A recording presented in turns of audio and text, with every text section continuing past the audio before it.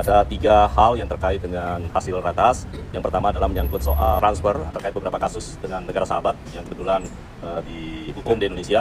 Kemudian yang kedua, Presiden akan memberikan amnesti terhadap beberapa narapidana yang saat ini sementara kami lakukan asesmen bersama dengan Kementerian IMIPAS, ya. Samping untuk mengurangi overload dari kapasitas lapas kita, tapi juga atas pertimbangan kemanusiaan. Beberapa kasus yang terkait dengan kasus-kasus penghinaan terhadap ataupun ITE yang terkait dengan kepala negara atau itu Presiden meminta untuk diberi amnesti.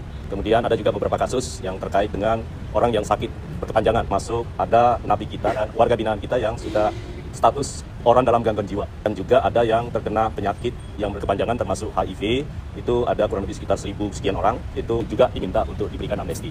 Termasuk beberapa kasus-kasus yang terkait dengan Papua, ada kurang lebih 18 orang, tapi yang bukan senjata, juga Presiden setuju untuk memberikan amnesti. Dan yang seharusnya itu mendapatkan rehabilitasi akibat penggunaan narkotika, itu juga minta untuk diberikan amnesti. Kami ingin menyampaikan bahwa dalam rapat kabinet terbatas tadi sudah disinggung berbagai masalah, antara lain juga kami melakukan kepada Presiden tindak lanjut dari arahan beliau untuk memberikan merespon permintaan dari beberapa negara sahabat terhadap warga negaranya yang dijatuhi pidana di Indonesia, dan 3 negara sudah mengajukan kepada pemerintah kita, yaitu Filipina, Australia, dan Prancis, dan sudah kita mencapai banyak kemajuan dalam hal ini. Perundingan dengan Australia dan Filipina itu sudah, dengan Filipina sudah final, sudah ditandatangani kesepakatan antara kedua negara itu dengan practical arrangement between the Indonesian government and Philippine government on transfers of prisoners atau transfers of sentenced person dari Indonesia ke Filipina. Dan dengan Australia sudah mendekati final. Ya, insyaallah dalam waktu dekat ini sudah dapat diselesaikan perundingan kita dengan pemerintah Australia, dan mungkin juga sudah dapat dilaksanakan. Tapi tentu ada sejumlah masalah di dalam negeri Australia yang harus diselesaikan terlebih dahulu. Jadi persoalan ini boleh dikatakan pada level pemerintahan sudah, dengan Filipina sudah final, dengan Australia on proses. Mudah-mudahan ada waktu beberapa hari ke depan, ya, minggu ke depan sudah bisa diselesaikan dan akan segera direalisasikan. Jadi terhadap kasus demikian itu, karena memang dijatuhi pidana mati, maka eksekutornya adalah Jaksa Agung.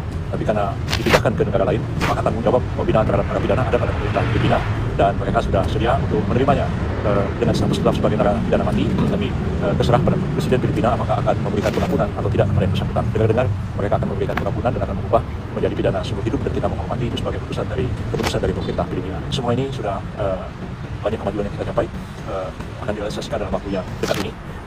Mudah-mudahan pada bulan Desember ini sudah selesai semuanya, dan beberapa negara lain seperti Prancis dan beberapa negara lain pengajuan permohonan sudah kami dalami dan kami analisis satu demi satu apakah perlu dikabulkan atau tidak. Itu perlu memerlukan satu pendalaman secara koordinatif dengan kementerian yang lain, kemudian Jaksa Agung, Kapolri, dan sebagainya. Saya kira itu yang penjelasan dari saya.